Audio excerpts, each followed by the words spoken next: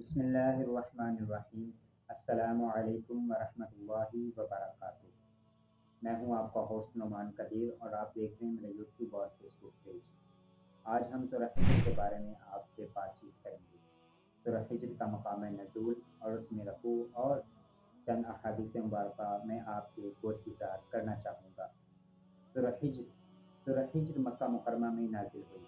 اس صورت میں 6 رکوع اور 99 یعنی کہ 99 آیات موجود ہیں۔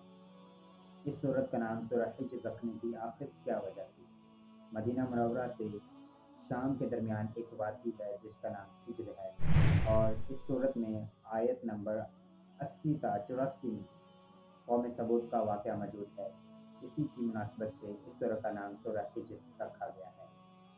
ایک حدیث مبارکہ آپ کی گوش گزار کرنا چاہوں گا کہ حضرت عبداللہ بن عمر رضی اللہ تعالی عنہ سے روایت ہے کہ ہمارے پیارے نبی صلی اللہ تعالی علیہ وآلہ وسلم نے فرمایا، جب بھی تم ہجر کے مقام سے گزرو تو روتے ہوئے گزرو، اگر نہ رو سکو تو نہ گزرو، کیونکہ آپ صلی اللہ تعالی علیہ وآلہ وسلم نے اس لیے یہ بات فرمائی کہ اگر تم ان کے پاس سے روتے ہوئے نہ گزرو تو کہیں ایسا نہ ہو کہ وہی عذاب جو قوم سمود پر نازل کیا گیا، کہیں ایسا نہ ہو کہ یہی عذاب تم پر بھی نازل نہ کیا جائے۔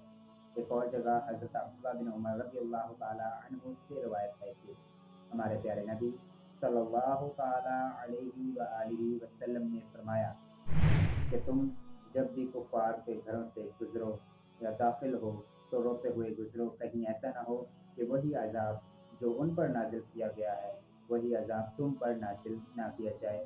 اور اس کے ساتھ ہی آپ صلی اللہ تعالی علیہ وآلہ وسلم نے اپنے چہرے مبارک پر چادر اوڑھی اور سواری پر سوار تھے۔ جب آپ صلی اللہ تعالی علیہ وآلہ وسلم نے یہ بات کی تو آپ صلی اللہ تعالی علیہ وآلہ وسلم سواری پر سوار تھے۔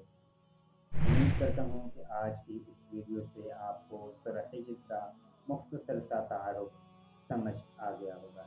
ملتے ہیں نیکسٹ ویڈیو میں ایک نئے ٹاپک کے ساتھ، ایک نئی صورت کے ساتھ۔ تب تک کے لیے مجھے دیجیے اجازت۔ اللہ حافظ۔